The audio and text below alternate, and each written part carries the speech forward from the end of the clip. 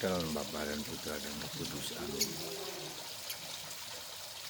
Allah yang penuh kasih, kami bersyukur bahwa Putramu sendiri telah merendahkan diri serendah-rendahnya, bahkan menjadi abdi, menjadi hamba, dan tidak marah ketika diperlakukan begitu kejam dan keji. Dipaku, disalib, ditonton, dicemooh oleh banyak orang. Bantu kami ya Bapa untuk memasuki hati Yesus yang penuh kerendahan hati. Terpujilah namamu kini dan sepanjang segala masa. Amin. Para saudaraku terkasih, dalam minggu biasa yang ke-22 ini kita diajak untuk menyelami misteri kerendahan hati Tuhan Yesus dan kerendahan hati kita semua. Kita tahu dan kita mengerti betapa tidak mudahnya bagi kita untuk rendah hati. Ya. Betapa tidak mudahnya bagi kita untuk merendahkan diri. Yesus mengatakan kalau kamu diundang ke pesta, janganlah duduk di tempat yang terhormat, tapi duduklah di belakang. Dan bila tuan rumah mempersilahkan kita ke depan, ya, maka kita dianggap terhormat. Dan Yesus mengatakan kalau mengadakan pesta, adakanlah pesta untuk orang miskin, untuk orang lemah yang tidak dapat membalas kembali pesta itu. Tapi justru mendoakan orang-orang kecil, orang miskin, orang terlantar. Inilah mendoakan kita kalau kita mengadakan perayaan peringatan itu bagi mereka. Saudaraku terkasih dalam Kristus, apa yang sebetulnya mau diinginkan oleh Yesus bagi kita? Yaitu sikap kerendahan hati.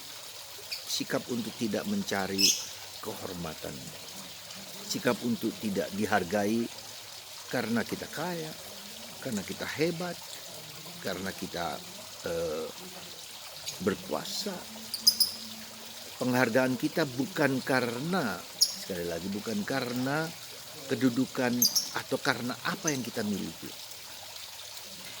Penghargaan kita tidak tergantung kepada berapa banyak mobil saya, ya, harta saya. Bukan itu. Ya. Di mata Allah, Tuhan tidak melihat kita dengan banyaknya yang kita miliki. Bukan itu. Tapi justru dalam kerendahan hati kita yang terdalam. Kesediaan kita untuk untuk berada di tempat yang rendah. Dan ini bukanlah yang gampang. Sekali lagi, bukanlah yang gampang. Kita punya kecenderungan untuk mengagungkan diri kita sendiri karena sesuatu yang kita miliki. Glorify myself because of what I have. Mengagungkan kita karena apa yang kita miliki, entah itu milik harta atau milik kemampuan atau milik sesuatu kecerdasan, keunggulan, ya, bukan itu. Tetapi kemampuan kita untuk belajar merendahkan diri, untuk tidak marah, kecewa, sakit hati bila kita diperlakukan, disalah mengerti oleh orang lain. Dan ini yang menjadi suatu tantangan bagi kita semua. Berapa kali kita tersinggung, berapa kali kita marah, berapa kali kita mungkin dilecehkan, mungkin diperlakukan tidak adil oleh orang lain, dan kita bisa marah. Bahkan apa yang viral di masyarakat Indonesia baru-baru ini karena terluka harga dirinya, ya. Dan itu bisa menjadi balas dendam, dan itu menjadi lingkaran setan, vicious circle, lingkaran setan di mana orang hukum balas dendam satu dengan yang lain karena diperlakukan, dihina, diejek dan segala macam itu. Maka para saudaraku terkasih, kita sungguh mempunyai seorang Tuhan seorang Yesus yang memberikan contoh kepada kita, ya, diperlakukan dengan sangat keji, ya, tetapi pada akhirnya dia hanya mengatakan, ya Tuhan, ampunilah mereka karena mereka tidak tahu apa yang mereka buat. Kepada seorang penjahat di sebelah kirinya yang menghina Yesus, menghujat Yesus, ya, yang mereka layak untuk dihukum mati, tetapi Yesus memberikan suatu penghormatan, suatu anugerah yang luar biasa kepada seseorang penjahat itu yang di sebelah kanannya, yang mengatakan kita wajib, kita pantas dihukum mati, tetapi dia tidak dihukum mati.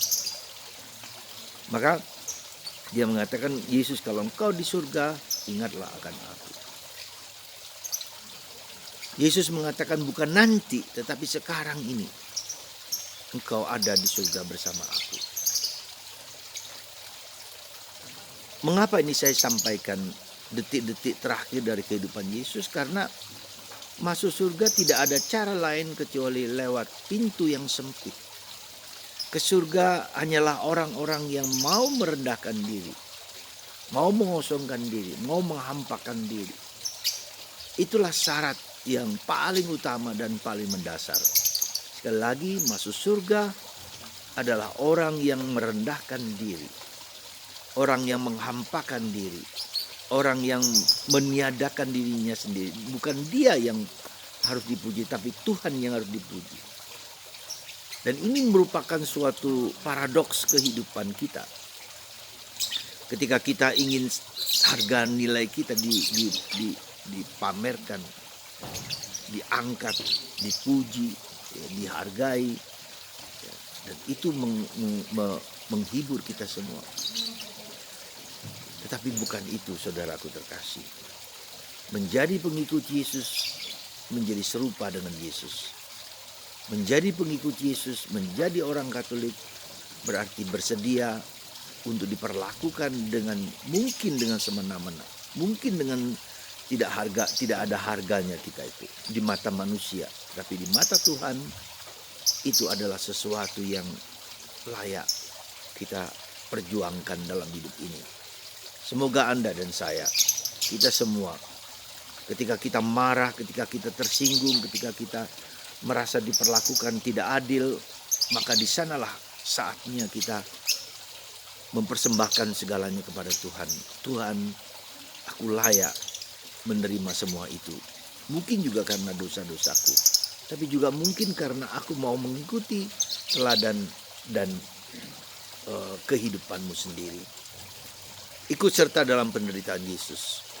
Seperti itu kira-kira yang menjadi permenungan kita hari ini. Semoga kita di tempat kita berada, kita belajar untuk rendah hati, dan rendah hati. Dan hargaku bukan pada apa yang kumiliki, bukan pada kehebatanku, tapi justru kepada kerendahan hati yang aku perjuangkan dari waktu ke waktu. Dan Tuhan melimpahkan berkat bila kita bersedia merendahkan diri. Tuhan akan mengagungkan kita pada waktunya ketika kita bersedia tunduk kepada kehendaknya, tunduk kepada penghinaan bahkan.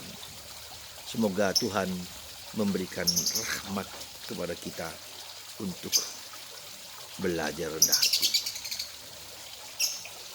Yang kita cari bukan penghargaan dunia ini, tetapi di surga. Tuhan memberkati Anda dan saya. Bapa, Putra, dan Roh Kudus. Amin.